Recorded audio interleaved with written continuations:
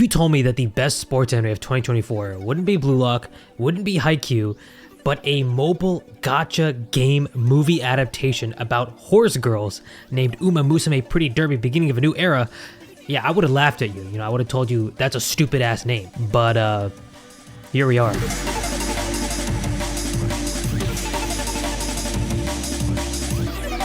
So I discovered this hidden gem while looking at the top scoring anime of 2024 in my previous video, and even though the animation in the show was insane, I'd seen some clips on Twitter, the more I learned about it and the plot, I just didn't really care to watch it. But I finally put my big boy pants on. I said, you know what, if everyone says it's good, I'll give it a shot. I did.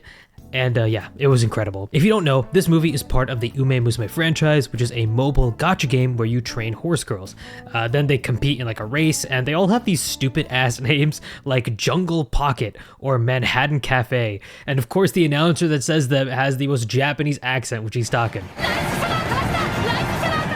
But it turns out that all of these names are based on names of actual racehorses that existed in real life. So, I might have to start watching Japanese derby races. But basically, the plot is about these horse girls trying to win their respective races and championships. And as I said before, the animation quality is literally unmatched in terms of sports anime this year. And obviously that matters, but so does the story. So that's a big question. Does the plot hold up to this amazing animation? Well, yes and no. Let me explain. The story revolves around our main character, Jungle Pocket. She's trying to be the very best like no one ever was, and is competing in a bunch of different races while going to high school with a bunch of other derby racers.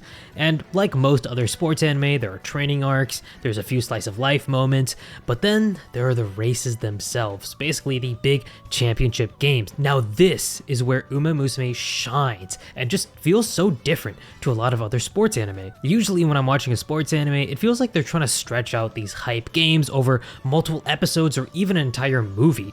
But with the Uma Musume movie, every race is super fast paced and the action just, it blows my mind every single time.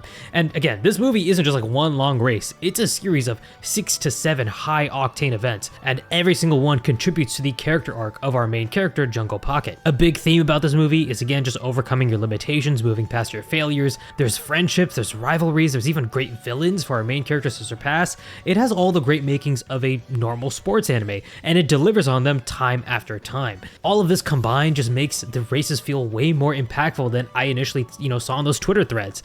Now, is the story going to win an Oscar?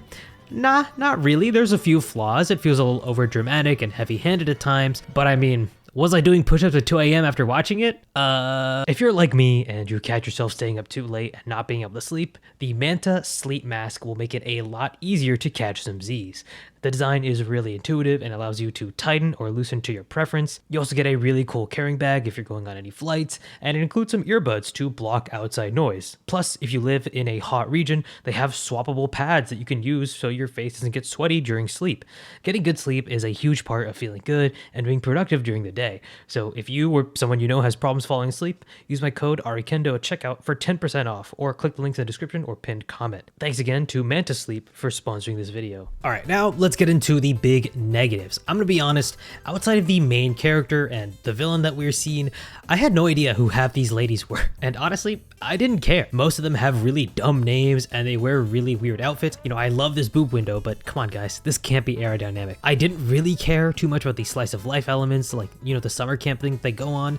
The training arc that they have there is kind of fine and generic, but because these scenes take up such little screen time and ultimately they do build towards an amazing climax, overall, these slower moments don't actually detract from the viewing experience all that much. In fact, if you enjoy slice of life and these characters, you might actually enjoy those moments. It might even raise the score for you. So I don't really even know if I can put this as a negative. I know you're sitting on the toilet watching me, you're thinking, damn, this horse girl anime can't be that good. Well, let me break down one of my favorite moments, okay? Just so you can get a little taste of what it's offering. A really, really cool thing that this anime does is the characterization that it gives to its heel, or, the villain of the anime. Jungle Pocket has this rival that really matters to her, Agnes Tachyon. This girl, she's super strong, she's super fast. I don't know why she's wearing this lab coat while running. It makes her look goofy as fuck, but she is cold, okay? She is crazy good. And one of the most important races that we see in the movie, Agnes ends up winning and actually beating our main character, Jungle Pocket. This is crushing for her. She feels like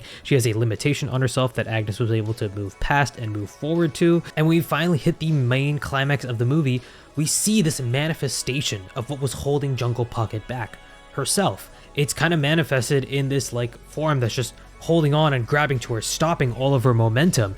And when she's finally able to break that curse and speed towards the finish line, like, god damn, it really hits. Look, this is what I'm getting at, okay? A strong climax for a sports anime is the most important thing for me. And even if the plot can be kind of mediocre sometimes, the overall production quality when it kicks into high gear is literally second to none compared to any other sports anime this year, which just makes it all that more hype. It's one of those projects where you can feel the passion of the voice actors, the animators, the directors, and just everybody involved in general. Like seriously, everyone working on this movie was locked the fuck in because some of these cuts are goddamn incredible. Key animator Takeshi Miyami, also known as the Smear God, delivered with one of the best animation sequences in all of 2024 with his signature smearing. Just, it looks so good, it conveys emotion so amazingly. This is what I wanted from Blue Lock Season 2, man, come on. And it's really surprising that such a new anime studio is behind us, Cygames Pictures.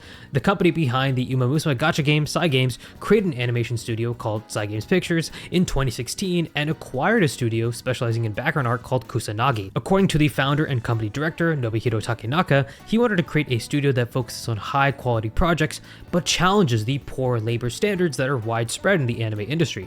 And if you don't already know, this is kind of a common problem. A lot of animators are underpaid and overworked, and Takenaka specifically said he wants to fix these issues by focusing on more in-house animators instead of, contracting outside animators. Although with this movie, I think it was still like a 60-40 split in terms of in-house to outside contracted work. But he also says he wants better working hours, higher budgets, and more training for new employees to build up that repertoire. And that's great to hear because some studios, like Mappa, will just hire tons of Twitter animators, they'll outsource as much as they can, and because of their great industry connections, they can get away with it. Cygames, it looks like, is trying to build up a good base of animators and have those skilled animators stay around. And this is a far cry from most anime studios out right now. It's a commendable goal, honestly. Clearly, the studio has a ton of talented animators and connections to make even better projects in the future. So I'm super excited to see where they go from here, especially since they recently announced that they'll be adapting the most modern hyped manga series, Kagurabachi. And I know a lot of the hype is kind of ironic, but if you've read the first few chapters, the fight sequences are really fun. I'm excited to see how they tackle that. But anyway, go check out the Uma Musume movie. It's way better than I was expecting. There are a ton of previous seasons, movies, and spin-offs, but trust me, you don't need to have watched any of it to enjoy the movie. I didn't watch any of it. I enjoyed it, had a good time. It does do a good job of introducing his main characters, the stakes, and villains in just a 2-hour runtime. It honestly flew by when I was watching it. If you want to check out what other anime the community thought was great and maybe find some hidden gems, check out my most recent video where I went over the top scoring anime of 2024 according to a bunch of different anime websites. Other than that, have a good one. Peace.